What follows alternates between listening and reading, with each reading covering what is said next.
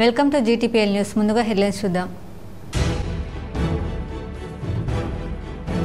MLC కవితపై ప్రభుత్వ whip Laxman Kumar fire. కేసీఆర్కు నోటీసులు ఇస్తే తెలంగాణ ప్రజలకు ఇచ్చినట్లే ప్రభుత్వ విప్ లక్ష్మణ్ గజం.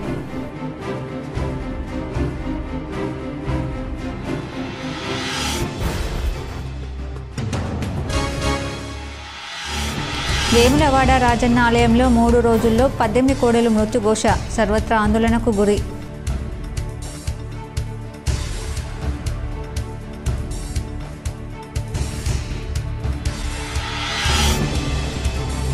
పెద్దపల్లిలో ఫేస్బుక్ పరిచయంతో అక్రమ సంబంధానికి దారి. ఇరువురికి దేహశుద్ధి చేసిన స్థానికులు.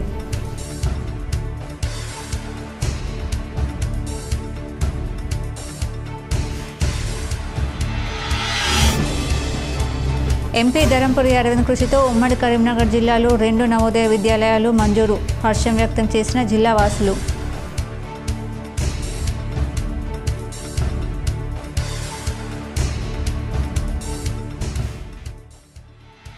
మందుబాబులపై మరోసారి ధరల పిడుగు వేసేందుకు ప్రభుత్వం సిద్ధం. ఎక్సైజ్ శాఖ వర్గాలు స్పష్టం.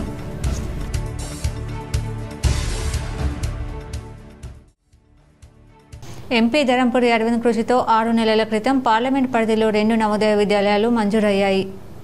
ఎంతో ప్రతిష్టాత్మకమైన నవోదయ పాఠశాల జగిత్యాల జిల్లా కోరుట్ల పట్టణంలో ఏర్పాటు చేస్తున్నామని నిజామాబాద్ ఎంపీ ధరంపురి అరవింద్ తెలిపారు. ఈ విద్యా సంవత్సరం నుండి తాత్కాలిక భవనంలో తరగతులు ప్రారంభించాలని జవహర్ నవోదయ ఉమ్మడి కరీంనగర్ ప్రిన్సిపాల్కు నవోదయ విద్యాలయాల Hyderabad region deputy director Gopalakrishna ఉత్తరాలు జారీ చేశారు. పాఠశాల ఏర్పాటుకు కావాల్సిన వసతుల కల్పనకు నవోదయ అధికారులు జగిత్యాల జిల్లా కలెక్టర్తో సమన్వయం చేసుకోవాలని సూచించారు. ఎంపీ ధరంపురి అరవింద్ కృషితో 6 నెలల క్రితం పార్లమెంట్ పరిధిలో 2 నవోదయ విద్యాలయాలు మంజూరయ్యాయి. వీటిలో ఒకటి నిజామాబాద్ పార్లమెంట్ పరిధిలోని జగిత్యాల జిల్లాకు కేటాయించారు. ఈ పాఠశాలను ఎక్కడ ఏర్పాటు చేయాలనే విషయంలో చిక్కులు వచ్చి పడింది. జిల్లాలో జగిత్యాల ధర్మపురి కోరుట్ల నియోజకవర్గాలు ఉండగా నవోదయ విద్యాలయాన్ని జగిత్యాల ధర్మపురి పరిధిలో ఏర్పాటు చేయాలని ఆయా కీలక నేతలు తీవ్రంగా ప్రయత్నాలు చేశారు.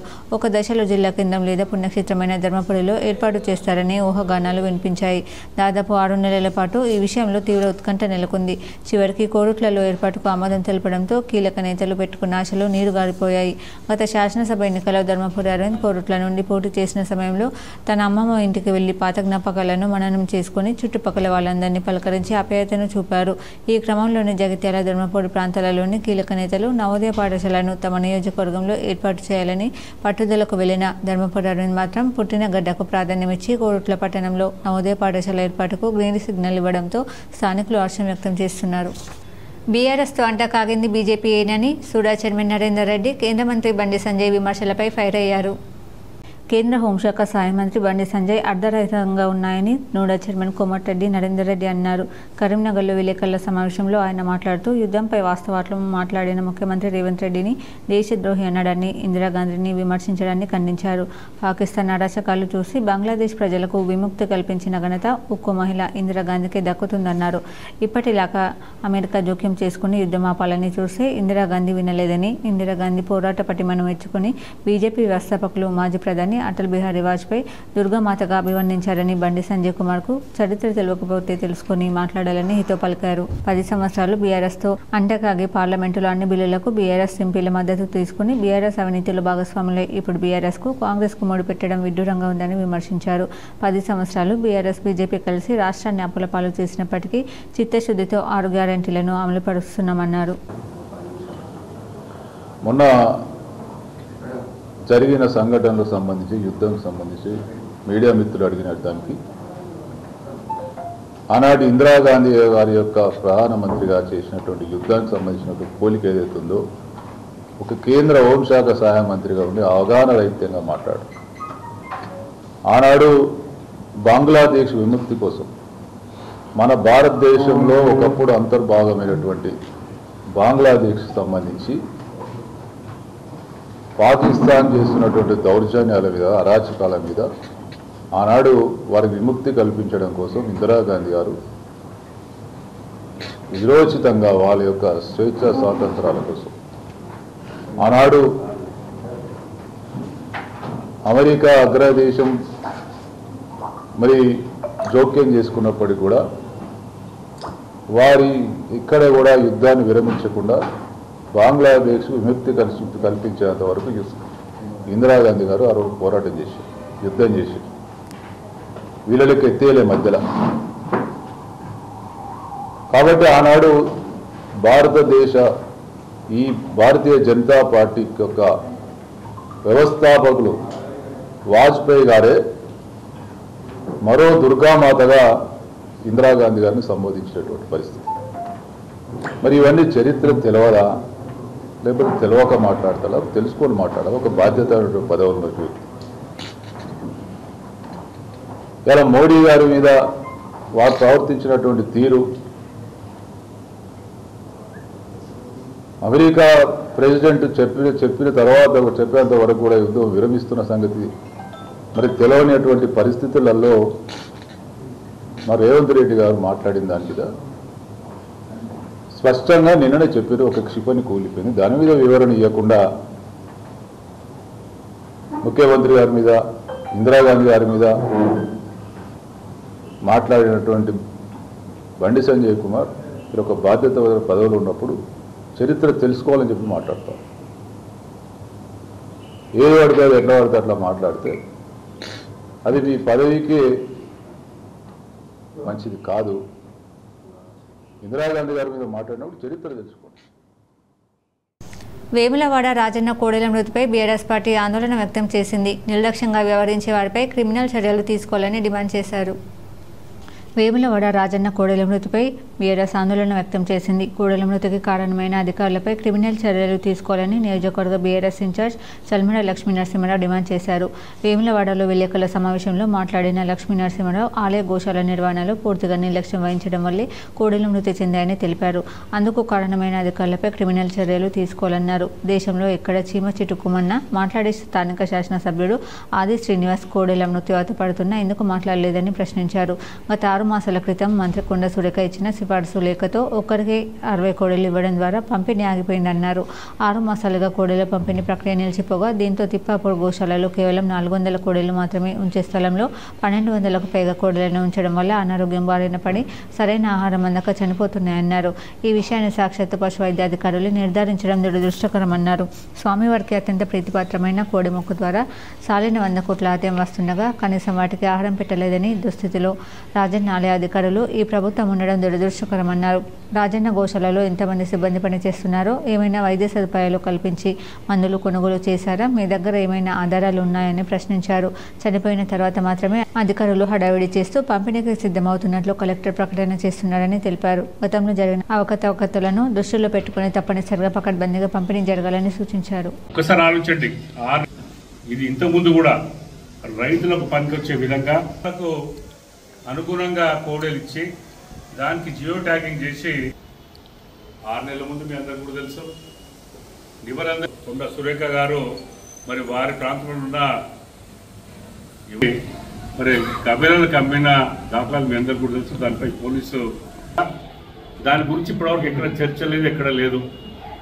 మరి మీరు ఇచ్చిన దాన్ని బాగా చెప్తానని టీంలు వేసిండ్రు, మరి దాని రిపోర్ట్ ఏమైంది? ఎవరికి కూడా కోడలు పంచకపోవడం జరిగింది, మీ అందరూ కూడా తెలుసు. 3 మంది అయితే ఒక ఆవేదనతో వచ్చి వారు ఇంకా పెద్దపల్లి జిల్లాలో ఫేస్బుక్ పరిచయంతో అక్రమ సంబంధానికి దారి తీసింది. వారిద్దరిని పట్టుకుని స్థానికులు దేహశుద్ధి చేశారు. ఫేస్బుక్ పరిచయం అక్రమ సంబంధానికి దారితీసింది. నిర్బంధించబడి చావుతి బళ్ళు తినాల్సిన పరిస్థితి ఏర్పడింది. పెళ్లే పిల్లలు ఉన్న అక్రమ సంబంధానికి ఒడిగట్టిన జంటను పెద్దపల్లి జిల్లాలో పట్టుకుని దేహశుద్ధి చేసి పోలీసులకు అప్పగించారు. పెద్దపల్లి జిల్లా సుల్తానాబాద్కు చెందిన మహిళకు భూపాలపల్లి జిల్లా దమ్మన్నపేటకు చెందిన స్వామితో ఫేస్బుక్లో పరిచయం ఏర్పడింది. ఆ పరిచయం కాస్త అక్రమ సంబంధానికి దారితీసింది. చనువుగా ఉండే మహిళ ఇంటికి మగాడు స్వామి చేరుకోవడంతో స్థానికులు రెడ్ హ్యాండెడ్గా పట్టుకున్నారు. దేహశుద్ధి చేసి తాళ్లతో బంధించారు. చేతి బోరింగ్కు కట్టేశారు. స్వామికి పెళ్లి విడాకులు కాగా మహిళలకు 2 పిల్లలు ఉన్నారు. ఫేస్బుక్ పరిచయంతో బరి తెగించి అక్రమ సంబంధానికి ఒడిగట్టడంతో స్థానికులు పట్టుకుని తగిన బుద్ధి చెప్పి పోలీసులకు అప్పగించారు. పోలీసులు కౌన్సిలింగ్ ఇచ్చారు. దక్షిణ కాశీగా పేరొందిన వేములవాడ రాజన్న ఆలయం గోశాలలో మృత్యుఘోష కొనసాగుతుంది. 3 రోజుల్లో 18 కోడెలు మృతి చెందడం సర్వత్రా ఆందోళనకు గురిచేస్తుంది. ఆలయానికి చెందిన తిప్పాపురం గోశాలలో ఈరోజు మరో 5 కోడెలు మృతి చెందాయి. 3 రోజుల్లో 18 కోడెలు మృత్యువాత పడ్డాయి. 10ల సంఖ్యలో అనారోగ్యంతో అస్వస్థతకు గురై చికిత్స పొందుతున్నాయి. మృతి చెందిన కోడెలను రహస్యంగా మూలవాగులో ఖననం చేశారు. గోశాల సిబ్బంది రాజన్న కోడెల మృతిపై కలెక్టర్ సందీప్ కుమార్ జూ, ఎండోమెంట్ అధికారి శ్రీనివాసరావు గోశాలను నిన్న సందర్శించి పరిమితికి మించి గోశాలలో ఉన్న రాజన్న కోడెలను రైతులకు ఉచితంగా పంపిణీ చేయాలని నిర్ణయించారు. నిర్లక్ష్యం వహించే గోశాల నిర్వాహకులను సస్పెండ్ చేయాలని హిందూ సంఘాలు డిమాండ్ చేస్తున్నాయి. ఆలయ ఈవో వినోద్ రెడ్డి గోశాలను సందర్శించి అనారోగ్యంతో ఉన్న కోడెలను వేరు చేసి వైద్యం అందించడంతో పాటు పౌష్టికాహారం అందిస్తున్నామని తెలిపారు. గోశాలలో కొంత బురదమయంగా ఉండడంతో మట్టిపోసి బురదను తొలగించామని, కోడెల అనారోగ్యం పాలు కాకుండా పకడ్బందీ చర్యలు చేపట్టామని చెప్పారు. దేవాలయం పశువులకు కావలసిన మేత, తర్వాత వాళ్ళకి పౌష్టికాహారం, తర్వాత మెడిసిన్స్, తర్వాత జిల్లా యంత్రాంగం, కలెక్టర్ గారు గోశాలను కూడా నిన్న 2-3 టైమ్స్ విజిట్ చేయడం జరిగింది. విజిట్ చేసి ఉన్న పరిస్థితులను కూడా కలెక్టర్ గారు చూసిన తర్వాత జిల్లా వెటర్నరీ డాక్టర్స్ని, తర్వాత వెటర్నరీ అసిస్టెంట్స్ని అందరినీ కూడా ఇక్కడ పిలిపించడం జరిగింది. వారు తర్వాత మున్సిపల్ అధికారులు కూడా ఇక్కడికి వచ్చారు, సహాయ చర్యలు చేస్తున్నారని కూడా. తర్వాత పరిస్థితి అంతా కూడా గోశాలలో మెరుగుపడింది. ఈ మధ్యలో వర్షాలు ఎక్కువ రావడం వల్ల కాస్త బురద అనేది మట్టి ప్రదేశం ఉండటం వల్ల బురద అనేది అయింది. ఆ బురదనంతా కూడా తొలగించాము. ఇప్పుడు గోవులన్నీ కూడా, తర్వాత కోడెలన్నీ కూడా సురక్షితంగా. ఎమ్మెల్సీ కవితపై ప్రభుత్వ వైపు అడ్లూరి లక్ష్మణ్ కుమార్ ఫైర్ అయ్యారు. కేసీఆర్కు నోటీసులు ఇస్తే తెలంగాణ ప్రజలందరికీ ఇచ్చినట్లేనని కవిత భావించడం అర్ధరహితమని అన్నారు. ఎమ్మెల్సీ కవిత తీరుపై ప్రభుత్వ వైపు ధర్మపురం ఎమ్మెల్యే ఫైర్ అయ్యారు. కాళేశ్వరం ప్రాజెక్టు విషయంలో కేసీఆర్కు నోటీసులు ఇస్తే తెలంగాణ ప్రజలందరికీ నోటీసులు ఇచ్చినట్లు ఎమ్మెల్సీ కవిత ఆందోళనకు దిగడం అర్ధరహితమన్నారు. ధర్మపురిలో మీడియాతో మాట్లాడిన అడ్లూరి లక్ష్మణ్ కుమార్, రాజీవ్ యువశక్తి పేరుతో నిరుద్యోగులకు ఉపాధి కల్పిస్తే కవిత విమర్శించడం అర్ధరహితమన్నారు.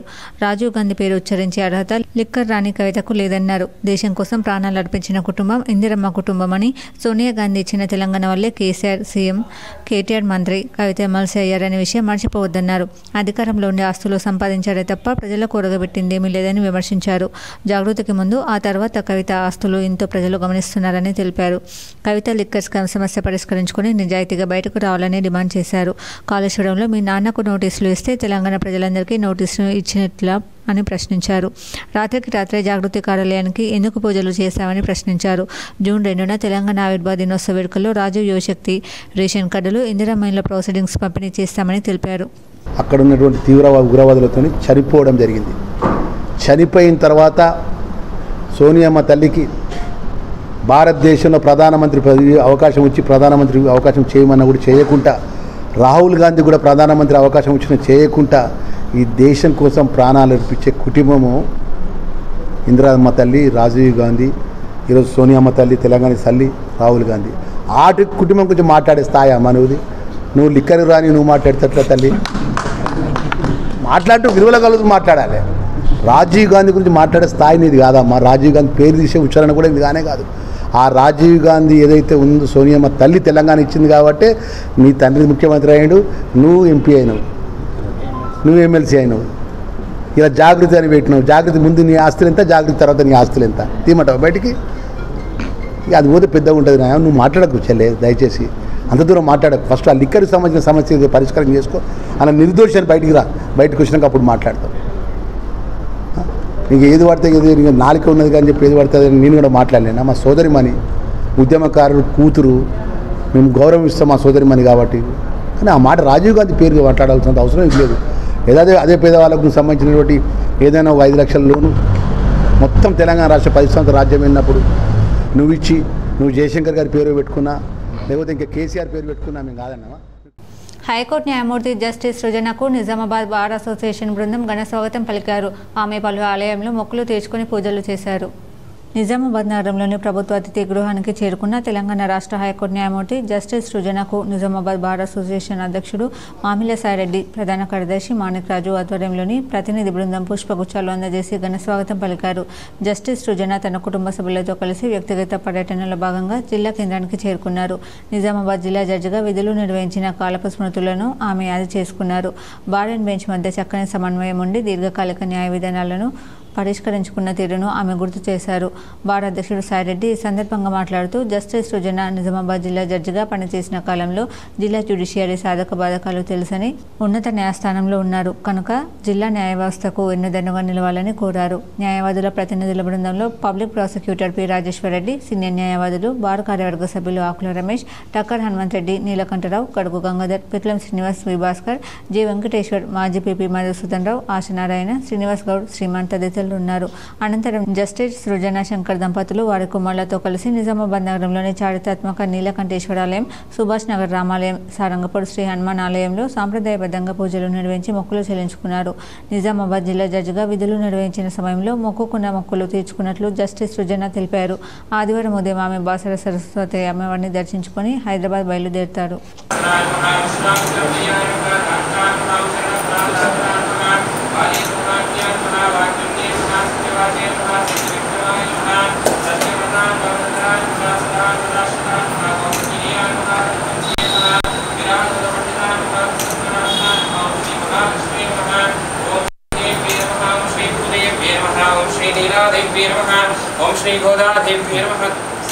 మందుబాబులపై మరోసారి ధరల పిడుగు వేసేందుకు ప్రభుత్వం సిద్ధమవుతోంది. ధరలు పెంచి 2 వారాలు గడవక ముందే మళ్లీ అవే బ్రాండ్ల ధరలు పెంచడానికి రంగం సిద్ధం చేసినట్లు ఎక్సైజ్ శాఖ వర్గాలు తెలిపాయి. బ్రాందీ, విస్కీ, రమ్, వైన్, విదేశీ స్కాచ్ ధరలు 10% మేర పెంచేలా ప్రతిపాదనలు సిద్ధం చేసినట్టు సమాచారం. ఇది అమలైతే బ్రాండ్ను బట్టి క్వార్టర్ మీద 10 రూపాయల నుంచి 80 వరకు పెరుగుతాయని అంచనా వేస్తున్నారు. తద్వారా రేవంత్ రెడ్డి సర్కార్కు 6 నెలల్లోనే 3 సార్లు ధరలు పెంచిన రికార్డు దక్కనుంది. ఫిబ్రవరిలో బీర్ ధరలు 15% పెంచిన ప్రభుత్వం ఈ నెల 18న స్పెషల్ ఎక్సైజ్ను అమల్లోకి తీసుకొచ్చి క్వార్టర్పై 10 రూపాయలు, హాఫ్పై 20 రూపాయలు, ఫుల్ బాటిల్పై 40 రూపాయల చొప్పున పెంచిన సంగతి తెలిసిందే. ఆ షాక్ నుంచి తేరుకోకముందే మరోసారి మందు బాదుడుకు సిద్ధమైనట్టు ఎక్సైజ్ శాఖలో చర్చ జరుగుతుంది. బీళ్లు తయారు చేసే బ్రూవరీలకు బేసిక్ ధరలు పెంచినట్టే తమకు కూడా బేసిక్ ధరలు పెంచాలని డిస్టిలరీలు, సప్లై కంపెనీలు ప్రభుత్వాన్ని డిమాండ్ చేస్తున్నాయి. ప్రస్తుతం టీజీబీసీఎల్ చెల్లిస్తున్న బేసిక్ ధర మీద కనీసం 30% అదనంగా పెంచాలని పట్టుబడుతున్నాయి. ఈ నేపథ్యంలో ప్రభుత్వ మాజీ న్యాయమూర్తి జస్టిస్ జైస్వాల్ నేతృత్వంలో 5 సభ్యులతో కూడిన ధరల నిర్ణయ కమిటీని నియమించిన సంగతి తెలిసిందే. ఈ కమిటీ అధ్యయనం చేసి డిస్టిలరీలకు ఇప్పుడు ఇస్తున్న బేసిక్ ధరల మీద కనీసం 15% వరకు అదనపు చెల్లింపులు చేయవచ్చని సూచించినట్లు సమాచారం.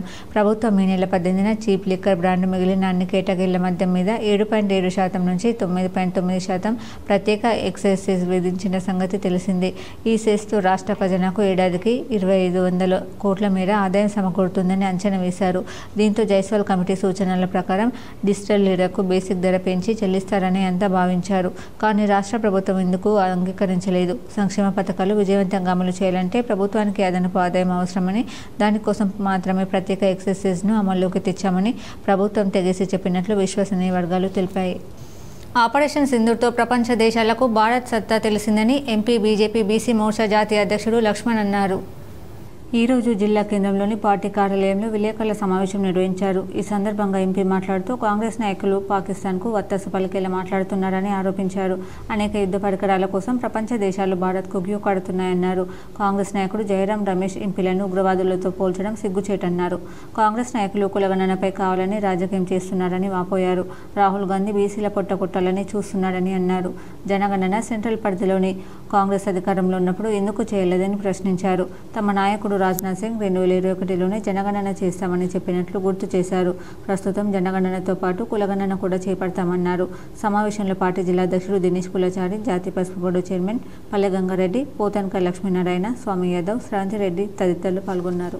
ఈరోజు మీ వ్యాఖ్యల వల్ల పాకిస్తాన్ వంతపాడే విధంగా పాకిస్తాన్ భాష మాట్లాడి అసలు మీ రఫల్స్ ఎన్ని కూలిపోయినాయి ఈ రకంగా చెప్పడం రుజువులు ఉన్నాయా, మీరు ఎయిర్ బేస్ అన్ని ధ్వంసం చేశారు, ఆ రకంగా టెర్రరిస్టులు ఎంతమంది చంపారు అని మాట్లాడడం చూస్తూ ఉంటే వాళ్ళ సైనికులను అవమానపరచడం, మన మిలిటరీని ఆర్మీని అవమానపరచడం వాళ్ళ కొత్త కాదు. గతంలో పుల్వామా అప్పుడు ఉరి సంఘటన జరిగినప్పుడు కూడా ఆ రోజు కూడా మూడ్ తోడ్ జవాబు ఎయిర్ స్ట్రైక్స్, సర్జికల్ స్ట్రైక్ ద్వారా ఏ రకంగా వాళ్ళ శిబిరం ధ్వంసం చేసి తిరిగి వచ్చారో ఇవాళ మనం వాడినటువంటి ఆకాష్ లేదా ఇవాళ బ్రహ్మోస్ ప్రపంచం అబ్బురపడిపోయింది. అమెరికాలోని డాలస్లో బీఆర్ఎస్ పార్టీ రజతోత్సవ సంబరాలు అంగరంగ వైభవంగా జరగనున్నాయి. పార్టీ 25వ ఆవిర్భావ దినోత్సవ వేడుకలకు వేదిక అయిన డాక్టర్ పేపర్ ఏరినా ప్రాంగణం గులాబీమైంది. ఆదివారం సాయంత్రం 4 గంటలకు ఒకవైపు బీఆర్ఎస్ రజతోత్సవాలు, మరోవైపు తెలంగాణ రాష్ట్ర ఆవిర్భావ వేడుకలను సంబరంగా జరుపుకోనున్నారు. ఆయా వేడుకలు బీఆర్ఎస్ వర్కింగ్ ప్రెసిడెంట్ కేటీఆర్ ముఖ్య అతిథిగా హాజరు కానున్నారు. ఇందులో భాగంగా తన 2 రోజుల లండన్ పర్యటనను ముగించుకున్న కేటీఆర్ డాలస్ చేరుకున్నారు. ఈ సందర్భంగా విమానాశ్రయంలో బీఆర్ఎస్ శ్రేణులు, ఎన్ఆర్ఐలు ఘనంగా స్వాగతం పలికారు. జై కేటీఆర్, జై తెలంగాణ నినాదాలతో ఎయిర్పోర్ట్ ప్రాంగణం మారుమోగింది. పార్టీ ఎమ్మెల్యేలు గంగుల కమలాకర్, కౌశిక్ రెడ్డితో పాటు బీఆర్ఎస్, ఎన్ఆర్ఐ శ్రేణులు కేటీఆర్కు సాదర స్వాగతం పలికారు. పటిష్ట భద్రత నడుమ ప్రత్యేక కాన్వాయ్లో తన విడిదికి చేరుకున్నారు. కాగా బీఆర్ఎస్ గ్లోబల్ ఎన్ఆర్ఐ విభాగం ఆధ్వర్యంలో నిర్వహిస్తున్న వేడుకల్లో పాల్గొనేందుకు అమెరికా సంయుక్త రాష్ట్రాల్లోని వివిధ నగరాల నుంచి తెలంగాణ వాదులు ఇప్పటికే డాలస్ చేరుకున్నారు. మిస్ వరల్డ్ కిరీటం థాయిలాండ్ సుందరి ఓపల్ సుజాత గంగ్సిర్కి దక్కింది. ప్రపంచ సుందరి వేదికపై థాయ్ అందం విరబూసింది. అందానికి ఆత్మవిశ్వాసం తోడుగా ఎదిగిన థాయిలాండ్ సుందరి ఓపల్ సుజాత గంగ్సిరిని మిస్ వరల్డ్ కిరీటం వరించింది. 16 ఏళ్లకే రొమ్ము క్యాన్సర్ బారిన పడి కోలుకున్న ఆమె చేపట్టిన Opal for her project beauty with పర్సెస్కు నిదర్శనంగా నిలిచి ఆమెను ప్రపంచ సుందరిని చేసింది. థాయిలాండ్కు మిస్ వరల్డ్ కిరీటం దక్కడం ఇదే మొదటిసారి. సుజాత తలపై గత మిస్ వరల్డ్ క్రిస్టినా పిచ్కోవా కిరీటాన్ని అలంకరించారు. మిస్ వరల్డ్ తొలి రన్నరప్గా ఇథియోపియా సుందరి హసెట్ దెరేజ్, 2 రన్నరప్గా పోలాండ్ బామా మజాకడ్డా, 3 రన్నరప్గా మార్టినిక్ సుందరి అర్లిక్ జోకిం నిలిచారు. వార్తలు ముగించే ముందు హెడ్లైన్స్ మరోసారి. ఎమ్మెల్సీ కవితపై ప్రభుత్వ విప్ లక్ష్మణ్ కుమార్ ఫైర్. కేసీఆర్కు నోటీసులు ఇస్తే తెలంగాణ ప్రజలకు ఇచ్చినట్లే ప్రభుత్వ విప్ లక్ష్మణ్ ధ్వజం.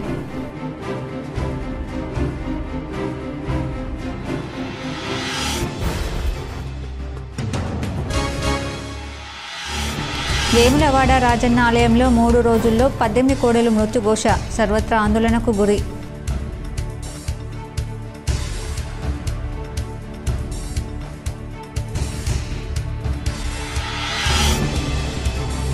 పెద్దపల్లిలో ఫేస్బుక్ పరిచయంతో అక్రమ సంబంధానికి దారి, ఇరువురికి దేహశుద్ధి చేసిన స్థానికులు.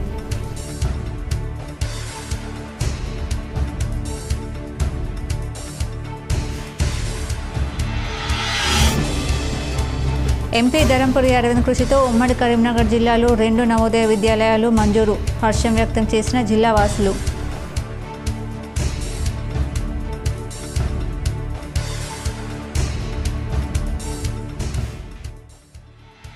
మందుబాబులపై మరోసారి ధరల పిడుగు వేసేందుకు ప్రభుత్వం సిద్ధం, ఎక్సైజ్ శాఖ వర్గాలు స్పష్టం.